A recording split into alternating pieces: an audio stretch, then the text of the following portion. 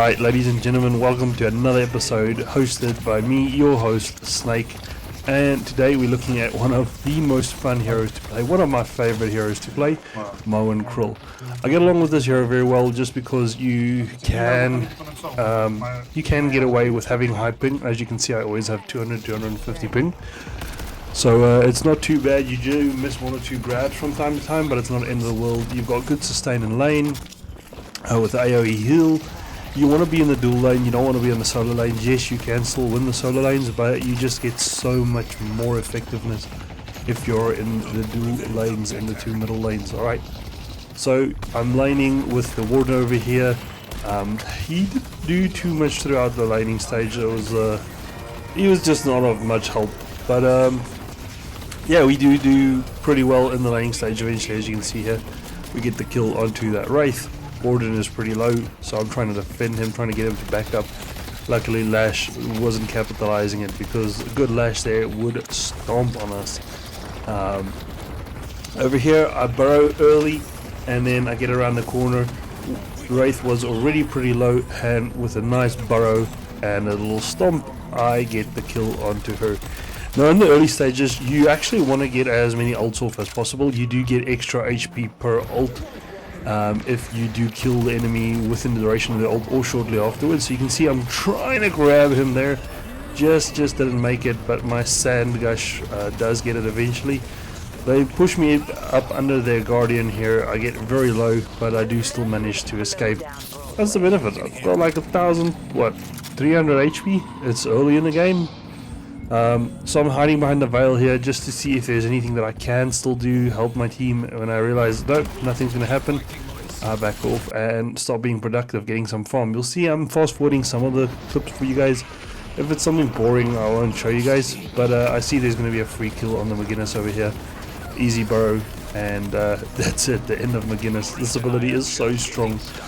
You'll see that what I do is I get one extra point into the first ability, your AoE heal. That's just going to ensure that you have it off cooldown very often and can sustain yourself in lane, and then the rest all go into the burrow. Alright, it's so that we can always be farming. That the 5th level, the final level, is going to give you massive cooldowns. Here I enter a fight, see another low Wraith. I know it's going to be an easy kill, and now I'm looking for a target to grab. They do manage to get away from me here. I wasn't 100% sure if my team would back me up or not. So far I haven't seen much to show that they would support me. I didn't have much confidence in them, so yeah, we'll see how it goes. A little bit later we do see this opportunity here. We do have quite a couple of abilities, and McGinnis almost gets the Wraith killed here. The Haze, sorry. We do land it eventually, but I could have had it earlier if I was just able to grab. You could see me just clicking away there trying to grab her, and just couldn't make it. Now as for items, you'll see we don't get much into the gun items. We do get return fire. It's a very good game for return fire with Haze, McGinnis and Wraith all in the same game, along with Mirage, never mind him.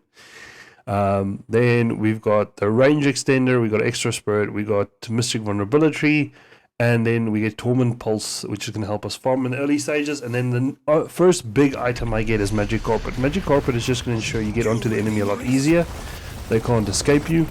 I get blink as well, which I get before the magic carpet though. But both those items, magic carpet and blink, is just to help you get onto the enemy so that you can land the grab. Alright. Here we go, we're going to get the blink. Alright, so now blink is online. Our ult is on cooldown, however. So we max out the burrow first, and then you max out your ult secondly, and then you get 2 points into your blind, because it's going to give you a massive cooldown reduction, and then the rest goes into your Q, max your Q, and then finally max out the blind. Get into a fight here, you can see the use of the blink dagger there.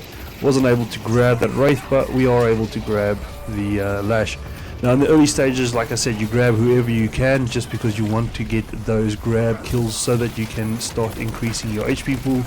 But towards the later stages you start focusing on specific targets.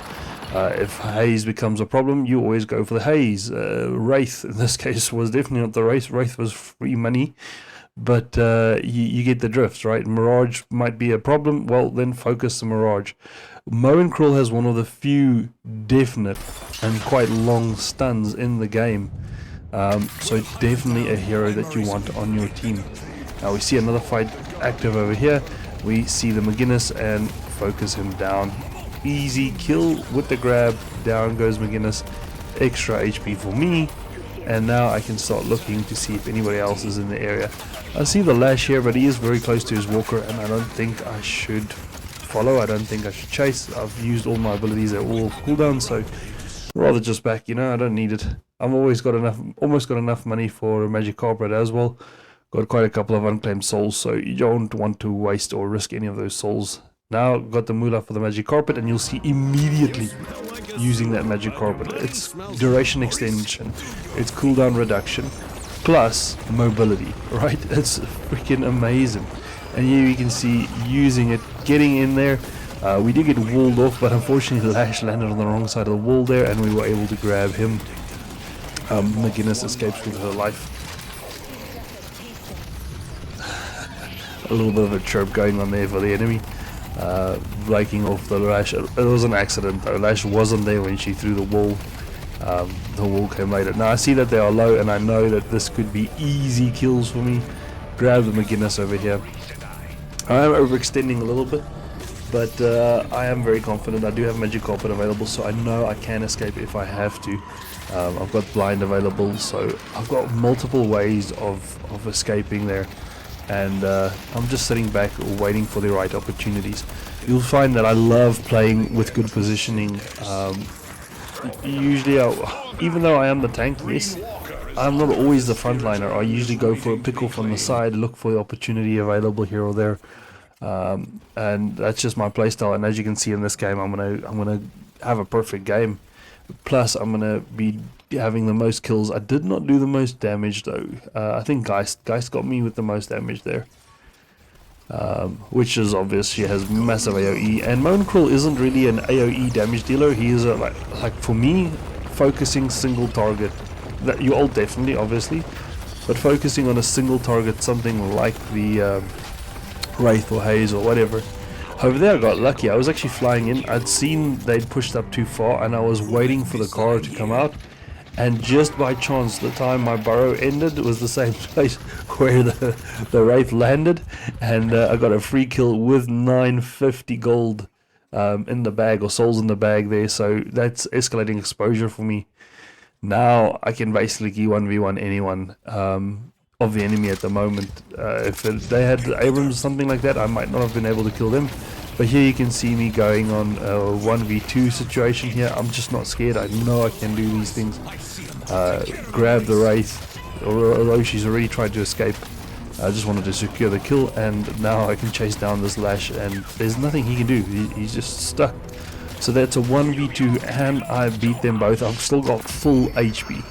This hero is insane. Alright, I'm going to get probably Fortitude here. Yeah, Fortitude. It just gives me a bit of movement speed, and then also when I'm not in a fight, I'm going to heal up to full. And that's just going to be really important for me. I don't have my ult here, so I am careful of the Haze. I'm getting some EE stacked onto her just to make sure that if I do go for her eventually, I'm going to do quite a bit of damage.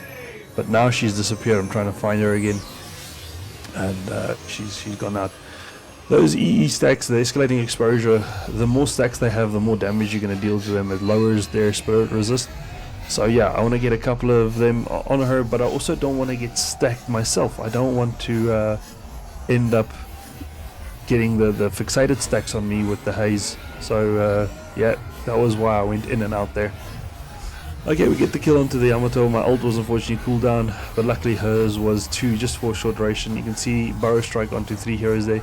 Now I'm looking for the grab here. I am in way too deep here.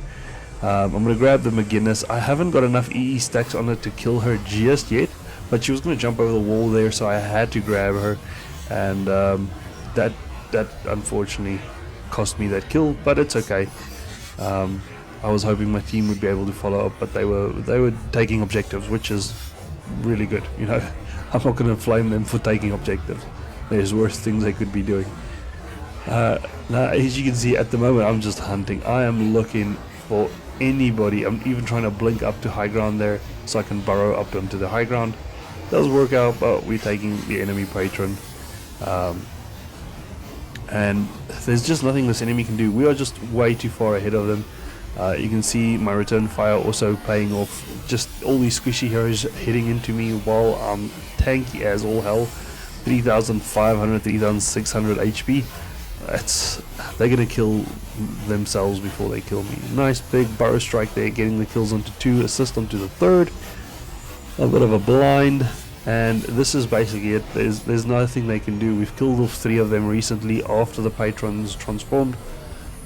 So here we know it's just there's nothing they can do. The end of the patron, and that's it. That's mo&Krill for you, man. It's an easy hero. I'd say it's a noob hero, definitely. So if you're just getting into the game, try him out.